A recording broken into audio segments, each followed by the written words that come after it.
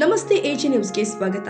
ಕರ್ನಾಟಕ ಕಾವಲು ಪಡೆಯ ಗುಂಡ್ಲುಪೇಟೆ ತಾಲೂಕು ಘಟಕದ ವತಿಯಿಂದ ನಂಜನಗೂಡು ತಾಲೂಕಿನ ಹುಲ್ಲಹಳ್ಳಿ ಹೋಬಳಿಯ ವರದರಾಜಸ್ವಾಮಿ ದೇವಸ್ಥಾನದ 4ನೇ ಬೀದಿಯಲ್ಲಿ ವಾಸವಾಗಿರುವ ಪೂಜಾ ಎಂಬ ಮಹಿಳೆಯ ಕುಟುಂಬಕ್ಕೆ ರೇಷನ್ ಕಿಟ್ ವಿತರಿಸಿ ಮಾನವೀಯ ಸಹಾಯಹಸ್ತ ನೀಡಲಾಗಿದೆ.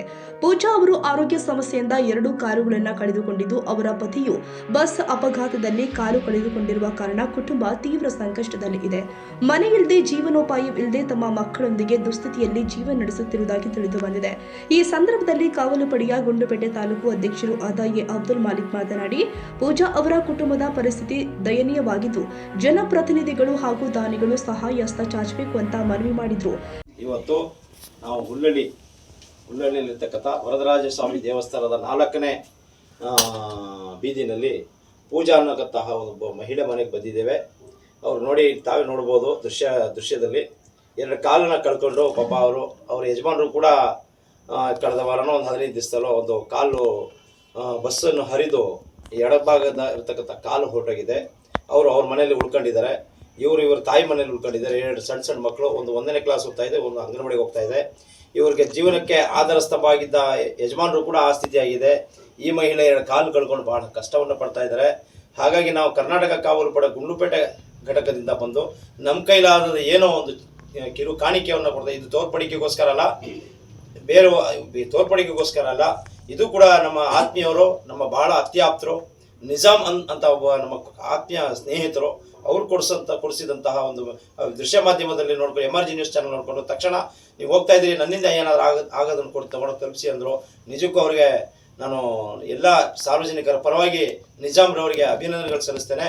ಇದೇ ರೀತಿ ಎಲ್ಲ ಸಂಘ ಸಂಸ್ಥೆಯವರು ಮುಂದೆ ಬಂದು ಈ ಮಹಿಳೆಗೆ ಬಂದು ಒಂದು ಸಹಾಯ ಮಾಡಿ, ಜನಪ್ರತಿನಿಧಿಗಳು, ಮುಖ್ಯವಾಗಿ ನಾನು ಈಗ 4 ದಿವಸದಲ್ಲಿ ಕೂಡ ನಮ್ಮ ಈ ಕ್ಷೇತ್ರದ ಶಾಸಕರಾದಂತಹ ದರ್ಶನ್ ದ್ರೋಣರವರು ಕೂಡ ಸಂಪರ್ಕ ಮಾಡಿದೆ. ತಕ್ಷಣ ಪಿ ಅವರು ಫೋನ್ ಎತ್ತು ಮಾತಾಡೋದು, ಕೂಡಲೇ ಸ್ಪಂದಿಸ್ತೀನಿ ಅನ್ನೋ ಒಂದು ಭರವಸೆನ ಕೊಟ್ಟಿದ್ದಾರೆ. ಮಂಡಲಿಂಗಾಚಾರಿ ಅವರು, ನೀವು ಕರ್ಕೊಂಡೋಗಿ ಈ ಮಹಿಳೆ ಕರ್ಕೊಂಡೋಗಿ ಏನು ಬೇಕು ಅವ್ರಿಗೆ ಬಾಡಿಗೆ ಮನೇಲಿ ಅವ್ರಿಗೊಂದು ಸೋರ್ ಮಾಡಿಕೊಡ್ಬೇಕು ಅಂತ ತಮ್ಮಲ್ಲಿ ಕೂಡ ನಾನು ಮನವಿ ಮಾಡ್ಕೊಳ್ತಾ, ಎಲ್ಲರೂ ಜನಪ್ರತಿನಿಧಿಗಳಾಗಲಿ, ಇಲ್ಲಿ ಇರ್ತಕ್ಕಂಥ ಹಿರಿಯ ಮುಖಂಡರು, ಜನಪ್ರತಿನಿಧಿಗಳು, ಇಲ್ಲಿ ಹುಲ್ಲಳ್ಳಿಲಿರ್ತಕ್ಕಂಥ ಮುಖಂಡರು, ಕೆಲವರು ಶ್ರೀಮಂತರು ಕೂಡ ಇದ್ದಾರೆ, ದಯಮಾಡಿ ಈ ಅಮ್ಮನಿಗೆ ಬಂದು ಸ್ಪಂದಿಸಬೇಕು, ಏನೋ ತಮ್ಮ ಕೈಲಿ ಆದಂಥ ಸಹಾಯ ಮಾಡಬೇಕು ಅಂತ ಈ ಸಂದರ್ಭದಲ್ಲಿ ನಾನು ಮನವಿ ಮಾಡ್ಕೊತಾ ಇನ್ನು 2 ಮಾತು ಮುಗಿಸ್ತಾ ಇದ್ದೇನೆ. ಈ ಅಮ್ಮನಿಗೆ ಆಯುಸ್ಸು, ಆರೋಗ್ಯ, ಆ ಮಕ್ಕಳ ತಲೆ ಮೇಲೆ ಸದಾ ಈ ಅಮ್ಮನಿಗೆ ಆಯುಸ್ ಆರೋಗ್ಯ ಕೊಟ್ಟು ಇರಲಿ, ಮಡಗಲಿ ಅಂತ ಈ ಸಂದರ್ಭದಲ್ಲಿ ದೇವರಲ್ಲಿ ಪ್ರಾರ್ಥಿಸುತ್ತಾ ನಾನು 2 ಮಾತು ಮುಗಿಸ್ತಾ ಇದ್ದೇನೆ.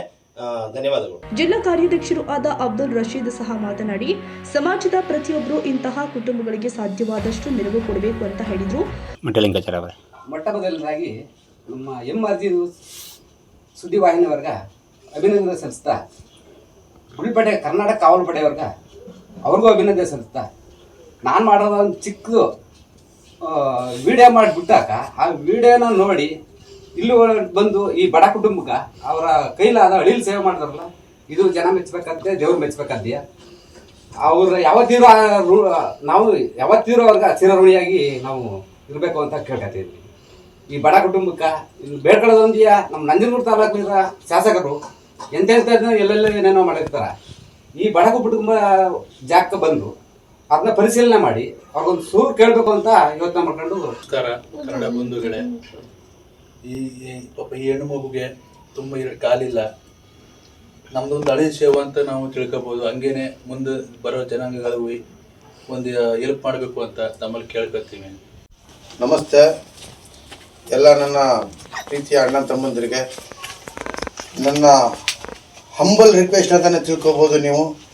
ಯಾಕಂದರೆ ನೋಡ್ತಾ ಇದ್ದೀವಿ, ಕರುಳು ಚುಟ್ಟನ್ನುತ್ತೆ. ಯಾಕಂದರೆ ನಾನು ಒಬ್ಬ ತಂದೆ, ಹೇಳೋಕ್ಕಾಯ್ತಿಲ್ಲ ನನ್ನ ಕೈಲಿ. ಆದರೂ ತುಂಬ ಕಷ್ಟ ಇದೆ ಇವ್ರ ಮನೇಲಿ.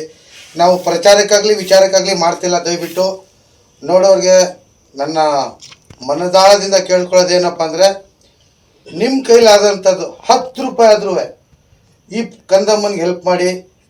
ನಾಳೆ ದಿನ ನಿಮಗೆ, ನಿಮ್ಮ ಹೆಂಡತಿ ಮಕ್ಕಳಿಗೆ ದೇವ್ರು ಒಳ್ಳೇದು ಮಾಡಲಿ. ನಮಸ್ತೆ.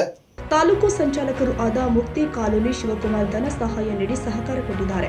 ಸಮಾಜ ಸೇವಕರು ಆದ ಮಂಟಲಿಂಗಚಾರಿ ಕಾವಲು ಪಡೆಯ ಸೇವಾ ಕಾರ್ಯವನ್ನು ಮೆಚ್ಚಿದ್ರು. ಕಾರ್ಯಕ್ರಮದಲ್ಲಿ ತಾಲೂಕು ಕಾರ್ಯದರ್ಶಿ ಎಸ್ ಮುಬರಕ್, ಸಂಚಾಲಕರು ಆದ ಮಿಮಿಕ್ರಿ ರಾಜು, ಅಬ್ದುಲ್ ಅಯ್ಯೂಬ್ ಖಾನ್ ಸೇರಿ ಹಲವು ಕಾರ್ಯಕರ್ತರು ಉಪಸ್ಥಿತರಿದ್ದರು.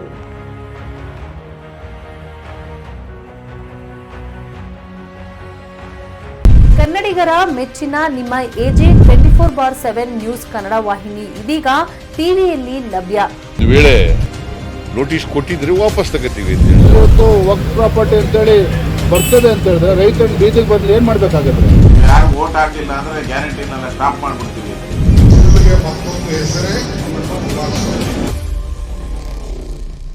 ಕರ್ನಾಟಕ ಮತ್ತು ದೇಶ ವಿದೇಶ 360 ಡಿಗ್ರಿ ಸುದ್ದಿ ಹಾಗೂ ಉತ್ತರ ಕರ್ನಾಟಕ, ಬೆಳಗಾವಿ, ಬಾಗಲಕೋಟೆ, ಧಾರವಾಡ, ಹಾವೇರಿ, ಗದಗ, ಬಿಜಾಪುರ ಜಿಲ್ಲೆಯ ಕ್ಷಣ ಕ್ಷಣದ ವಿವರವನ್ನ ಪಡೆಯುವುದಕ್ಕೆ AJ 24/7 ನ್ಯೂಸ್ ಕನ್ನಡ ವಾಹಿನಿಯನ್ನ ಲೈಕ್ ಮಾಡಿ, ವಿಡಿಯೋಗಳನ್ನ ಶೇರ್ ಮಾಡಿ, ಕಮೆಂಟ್ ಮಾಡುವ ಮೂಲಕ ನಮ್ಮ ವಾಹಿನಿಗೆ ಸಹಕಾರ ನೀಡಿ ಮತ್ತು ಚಾನೆಲ್ ಅನ್ನ ಸಬ್ಸ್ಕ್ರೈಬ್ ಮಾಡಿ.